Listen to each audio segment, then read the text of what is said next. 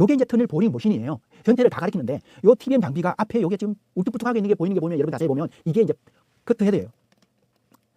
머리라 이거죠. 커팅하는 머리라 이거죠. 앞쪽에 이제 이 부분이 이제 안반이라든가 토사라든가 이런 게 돌아가면서 회전을 하면서 안반을 굴착하는 갉아먹는다 이거죠. 그러면서 전진하는 거예요. 여기는 이제 추진구 수직구가 되는 거죠. 수직구라면 하부로 내려가는 수직구요. 그죠? 장비를 내리고 기계를 내리고 세그멘트를 내리고 하는 부분. 그리고 중간에 수직구가 있고요. 요거는 이제 인력들이 내려가는 부분이죠. 너무 기니까 중간에 이제 수직구를 A 추진구, B 추진구, B 수직구, C 수직구가 있잖아요. 그죠? C 수직구는 도달구가 되겠죠. 도달구. 이름이 도달구가 아니고 장비가 도달하는 위치다 이거죠. 그죠? 요 뒤쪽에 있는 부분이에요. 반력대예요. 뒤쪽으로 이제 장비가 뒤쪽으로 어느 정도 공간이 있어가지고 뒤에 추진해서 나가기 위해서 이러한 반력대가 필요한 거예요. 이게 이제 TBM 실드 TBM도 있고 여러 가지 장비가 크기에 따라 가지고 다 여러 가지 나눠지는데 지금은 이제 터널 대형 장비를 이용해가지고 이게 이제 수로 터널이 될 수도 있고 차량 터널이 될 수도 있는데 이게 이제 대심도예요.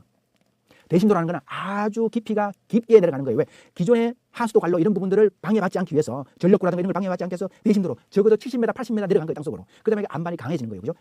이렇게 이제 추진구에서 기계가 추진하면서 도달구까지 도달해서 완전하게 터널을 굴착하는 방법이에요. TBM 장비 설명드렸습니다. 다음은 개착식 터널이에요. 지금까지는 기계를 이용하든 발파를 이용하든 땅속에서 이렇게 터널을 뚫어가는 방법이잖아요. 이 개착식은 우리가 배웠던 오픈컷 공법을 이용해가지고 땅을 완전히 V자로 오픈을 하는 거예요. V자로 오픈하는 이유는 안식각을 유지하는 거죠. 그죠? 땅을 파다 보면 우리가 법규적으로 안식각을 유지하게 되잖아요. 그죠? 토사 같은 경우는 1대 1.2로 이렇게 구배를 줘야 되잖아요. 그죠? 그리고 연암이라든가 풍광 같은 1대 1 그죠? 45도로 구별해야 되잖아요. 그래서 이 V자형으로 땅을 오픈하고 완전히 흙을 다 드러낸 다음에 여기에다가 구조물을 터널 구조물을 완성하고 땅을 다시 복도로 시키는 거죠. 그죠? 상 원지방까지 땅을 다 메우는 거죠. 이런 공법이 개착식 공법이죠. 개착식 공법은 그만큼 땅을 다 드러내기 때문에 복잡하고 시간도 많이 걸리고 급부집도 이용해야 되고 급부집을 이용하다 보면 굉장히 위험하겠죠. 그죠? 요게 이제 터널을 만드는 아치형 터널을 만드는 요게 이제 라이닝 터널 폼이에요. 라이닝 폼이에요. 라이닝 폼. 라이닝 폼을 해가지고 쭉 골조를 쳐오는 거죠. 골조를 쳐오기 전에 라이닝 콘크리트 쳐오기 전에 여기에는 하부에 밑에 어느 정도 기초를 만들어줘야 돼요. 그죠? 기초를 만들 때 격자로 만들어야 돼요. A, B, C를 한 칸 건너가지고 자 여기를 먼저 기초를 터설하고 난 뒤에 여기를 타설하고 기초는 바닥 매트 기초는 있고 어느 정도 공동구를 이용해가지고 벽체를 한 1m까지 벽체를 쳐줘야 돼요. 기초는 다 쳐졌지만 기초 위에다가 1m 쳐줘야 돼요. 그래서 쳐주고 난 뒤에 뒤쪽에 라이닝 폼으로 계속 타설해 오는 거예요. 라이닝 폼으로 아치형을 만드는 이유는 나중에 복토를 했을 때 이만큼 흙을 메웠을 때 하중 토사의 하중이 늘었을 때 좌우측으로 토량의 하중을 좌우쪽으로 전부 다 균등하게 분포시키면서 하중을 경합시키는 거죠. 그죠? 좌우쪽으로 하중을 분산시키는 분산. 이런 역할을 해서 아치를 만드는 거예요. 자, 이러한 그럼 왜 TBM이나 나툼 터널을 이용하지 않고 개착식 공법을 이용하느냐? 개착식 터널을 이용하는 것은 저토피라든가 토피가 낮을 때 터널을 하면 윗부분이 무너지겠죠. 그죠? 그리고 연약 지반.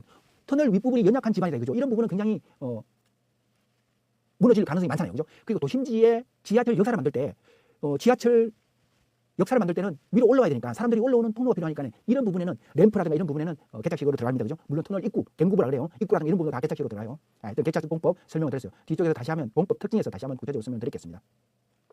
다음은 침매 공법. 침매 공법은 해저 터널이라고 했어요. 이러한 지금 보시는 터널 구조물, 차량이 다니는 터널 구조물을 이런 부분은 이제 기차가 다니는 거죠. 그죠? 차량이 다고 기차가 다니고 그다음에 각종 공동구, 뭐 전선이라든가 이런 부분, 그죠? 연력선 이런 부분의 함체를 육상에서 이 이제 함체라 그래요. 터널 유니트 함체라고 하는데 이 함체를 육상에서 제작해가지고 바닷속에 깔아앉혀가지고 터널을 만드는 거예요. 이 터널을 만들 때 보면 바닷속에 이렇게 있을 때 연약 지반이 있겠죠. 그죠? 이 연약 지반은 다 준설을 해가지고 바닷속에 뻘이 있잖아요. 뻘을 제거하는 부분을 준선이라고 준설.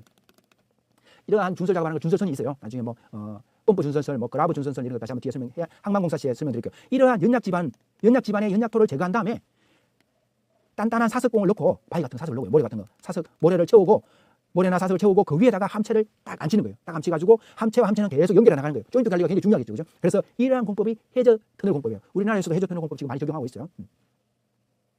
다음은 피암 터널. 피암은 말 그대로 피자, 암을 피한다 이거죠.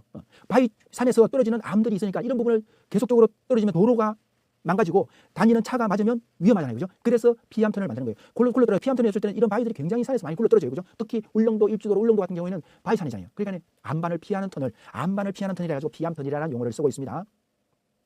자, 다음은 터널 공사의 공법 선정시의 고려사항.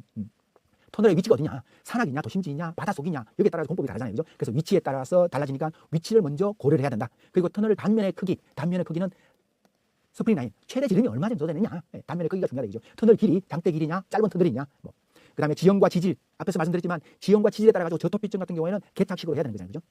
지형과 지질에 따라서 지방 상태에 따라서 공법이 달라진다. 그리고 안정성과 경제성, 시공성을 고려해서 공법을 선정해야 된다고 했습니다. 오른쪽 사진은 터널 단면입니다. 이게 이제 독일 뮌헨 박물관에 있는 사진이에요. 문헌 박물관에 있는 실물이에요. 실물 모양에 실질적으로 사람은 요 정도 크기예요. 실질적으로 뮌헨 박물관에는 터널의 단면을 이렇게 제작해가지고 학생들이라든가 시민들이라든가 모든 사람들이 학습을 할 수 있도록 만든 거예요. 우리나라에도 이런 터널 단면들이 박물관 안에 있었으면 좋겠어요. 근데 왜 그러냐면 독일 같은 경우에는 터널을 밟다 보니까 이런 부분을 전시하니까 학생들이 와서 견학을 하는 거예요. 견학을 하면서 지층에 따라가지고 터널이 이렇게 이루어지는구나. 터널이 발파를 해가지고 이렇게 만다든가 아니면 기계로 뚫는다든가 뭐 여러 가지 방법이 있겠죠. 그죠? 이 터널을 구조하고 라이닝 콘크리트를 여러분들 이제 그 학생들이 견학을 하겠죠. 라이닝 콘크리트 안에 철근들을 볼 수 있겠죠. 이 철근 안에는 방수포가 있겠죠. 그죠? 방수를 할 수 있는 방수포. 그죠? 이런 부분 다 경험을 한다 이거죠. 그리고 천장에 달려 있는 어떤 전선구, 전선, 그리고 벽체에 있는 공동구, 기초, 요번에 철도 레일이에요. 그러면 결국은 이 터널은 철도 터널이 되는 거예요, 그죠? 철도 터널 보니까 전차가 지나가니까 상부에는 전차가 지나갈 수 있도록 전차의 전선을 전력을 공급하는 전선이 되겠죠, 그죠? 전선. 그리고 공동구는 쭉 통신선이라든가 여러 가지의 어떤 선들이 따라가는 공도가 있고, 그죠? 그리고 하부에 노반은 이제 철길이 다니면서 하는 이런 부분들을 실질적으로 구조물을 보면서 견학을 하니까 학생들이 굉장히 학습 효과가 좋겠죠, 그죠?